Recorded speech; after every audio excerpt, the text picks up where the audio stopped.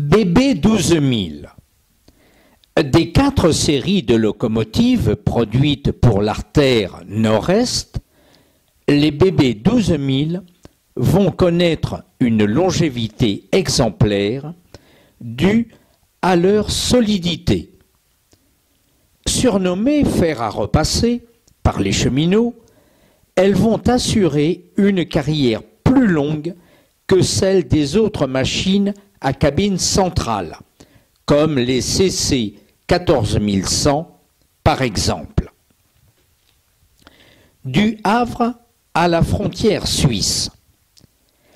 La première BB 12000 est reçue par la SNCF en juillet 1954 au dépôt de Mohon, qui va devenir par la suite l'un des bastions de la série, prévu pour des services multifonctions sur des trains de voyageurs, de messagerie et de marchandises.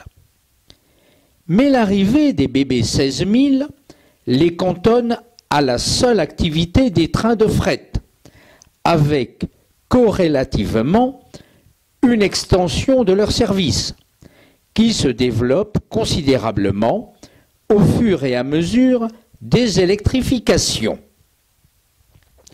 Ainsi, les BB 12000 rouleront des rives de la Manche avec des pointes au Havre jusqu'à la frontière suisse sur les lignes montagneuses jurassiennes.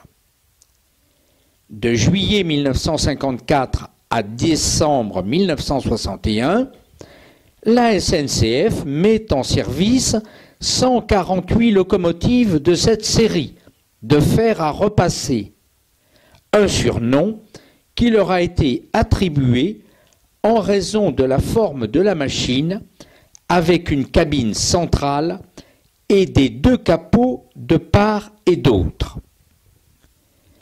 Cantonné au fret, le renfort des BB 16000 et 16500 entraîne l'abandon de certaines relations confiées aux 12000, qui assurent dans les années 1960 divers trains express et rapides.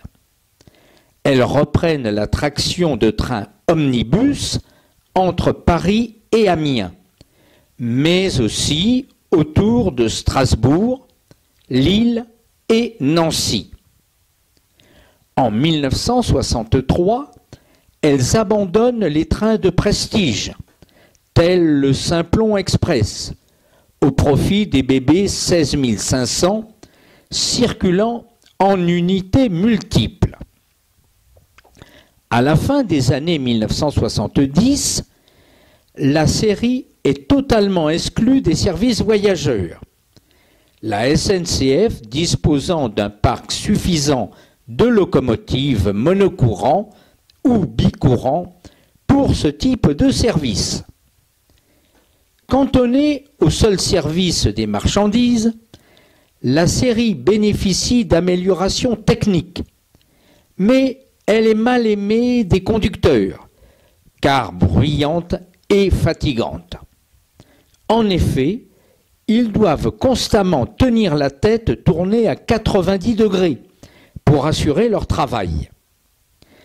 La réforme a débuté en 1988, mais le parc, encore utile, reste vaillant quelques années, puis s'efface progressivement avec l'arrivée de nouvelles machines. Quelques unités ont dépassé les 5 millions de kilomètres, démontrant la robustesse de la série, forte de 55 engins au début de 1999. Les dernières unités ont circulé jusqu'en décembre de la même année, soit une carrière de 45 ans pour ces fers à repasser. Voici les caractéristiques. Mise en service en 1954, puissance 2470 kW, vitesse maximale 120 km/h, type bébé, longueur 15,20 m, poids 82 à 86 tonnes, nombre construit d'exemplaires 148.